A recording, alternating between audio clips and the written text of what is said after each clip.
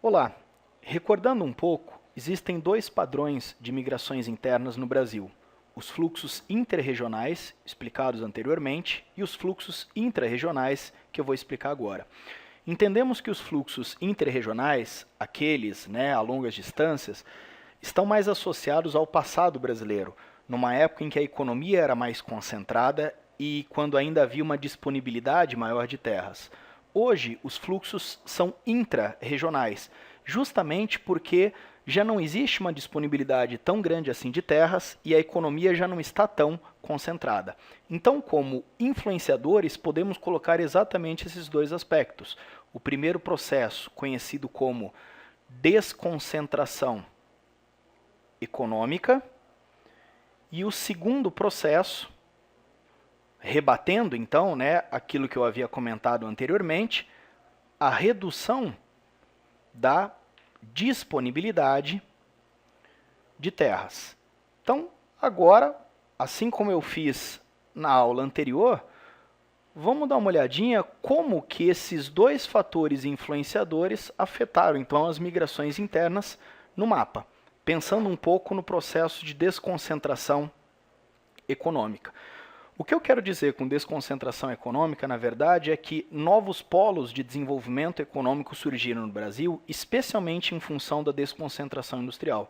Então, aquela indústria que historicamente concentrou-se em centros como São Paulo, Rio de Janeiro, Belo Horizonte, aos poucos, principalmente a partir da década de 70, dispersou-se em direção a várias cidades então.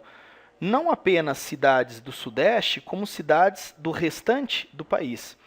Hoje, é muito mais fácil você perceber que pessoas que trabalham nas atividades produtivas concentram-se muito mais em cidades do interior do que nas capitais. Então, olha só, esse é um fluxo muito interessante. Aqueles que trabalhavam nas fábricas na capital, hoje trabalham em fábricas no interior. Muitas pessoas vão para o interior, ou seja, é um fluxo intra-regional que está acontecendo dentro da região, até porque já não existem mais tantos trabalhos ou determinados tipos de trabalho nas capitais. Percebendo também mais ou menos um movimento nesse sentido, tem muitos trabalhadores que saem da capital e vão para o litoral. Aí está associado também ao processo de desconcentração econômica, só que agora a expansão do turismo. As cidades litorâneas brasileiras não param de crescer. Então é normal, Tanto pessoas do interior como das capitais vão para o litoral, abrir uma pousada, abrir algum tipo de comércio e ganhar dinheiro, então, com a atividade turística. Pensando um pouquinho na redução da disponibilidade de terras, vamos novamente observar o mapa.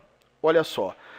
Aquela fronteira agrícola que eu tinha comentado, que anteriormente se restringia ao sul, sudeste e nordeste, expandiu, graças ao auxílio do governo.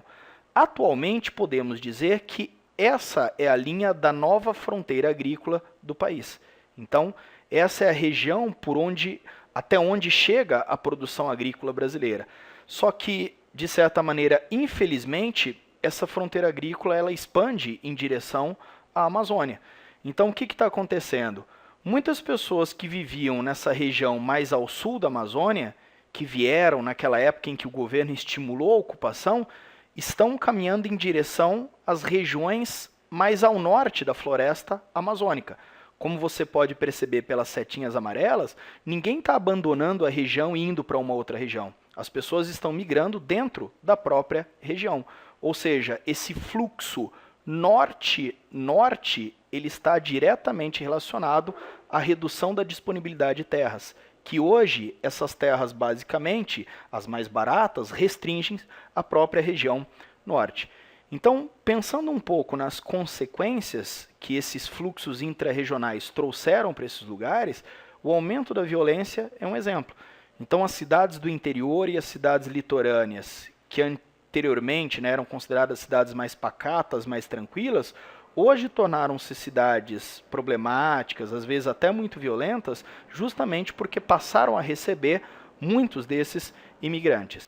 Agora, além desses fluxos migratórios intra-regionais, também existem outros fluxos internos de migração na atualidade. Podemos enumerar três. O primeiro é o movimento pendular, muito comum nas grandes cidades do Brasil. O segundo, que tem um nome um pouco mais complicado, é a tal da transumância. E o terceiro, também bastante em evidência, que é a chamada migração de retorno. Pensando então um pouquinho, né, nesse primeiro exemplo, esse movimento pendular, o que acontece hoje? As cidades grandes, principalmente falando, são cidades que apresentam sérios problemas de trânsito, de congestionamento. Então fica muito difícil manter aquela rotina do passado, de almoçar em casa com a família. É normal as pessoas acordarem bem cedo, se deslocarem até o trabalho e retornarem às suas casas apenas no final do dia. Esse exemplo que eu acabei de dar, ele é denominado movimento pendular. Isso acontece também não apenas dentro da mesma cidade, mas em relação às cidades vizinhas. Então é muito comum, às vezes, você viver num grande centro e trabalhar numa cidade vizinha próxima, ou o contrário, viver numa cidade menor, próxima de um grande centro e trabalhar nesse grande centro. Ou ao final do dia ou ao final da semana, você então retorna para sua casa. Tudo isso são exemplos de movimento pendular. A transumância é algo que podemos observar acontecendo no Nordeste. Então, novamente, eu vou chamar um mapinha aqui para a gente perceber como funciona. Olha qual é a ideia. Anteriormente, era muito comum nordestinos abandonarem as suas vidas, né, especialmente no sertão nordestino, e tentarem uma nova vida no Sudeste, em São Paulo. Hoje, o que acontece? Muitos nordestinos, principalmente aqueles que vivem no Agreste e no sertão, durante a época da colheita da cana-de-açúcar, que ocorre nessa faixa mais litorânea, chamada Zona da Mata, deslocam-se para a Zona da Mata. Então eles passam alguns meses na região da Zona da Mata na colheita da cana.